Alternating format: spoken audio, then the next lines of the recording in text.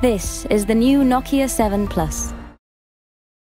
According to the 2018 Omnibus Appropriations Act under the title Bilateral Economic Assistance, funds appropriated to Sri Lanka will be not less than $35 million and shall be made available for assistance in economic development and democracy programs, particularly in areas recovering from ethnic and religious conflict.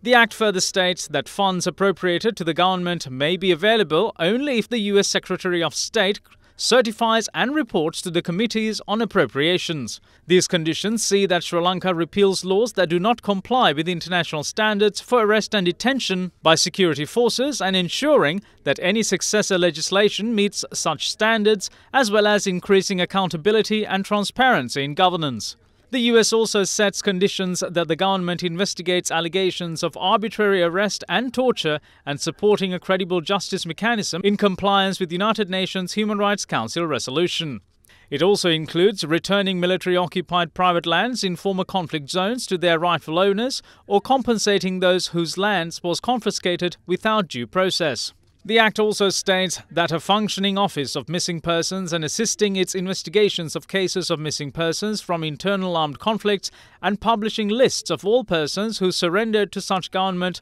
after the end of the civil war in May 2009 be established, as well as substantially reducing the presence of armed forces in former conflict zones. In addition, the fact further states that $500,000 will be appropriated for foreign military financing program to support humanitarian and disaster response preparedness and maritime security, as well as peacekeeping operations, only if the government is taking effective steps to bring to justice Sri Lankan peacekeeping troops who have engaged in sexual exploitation and abuse.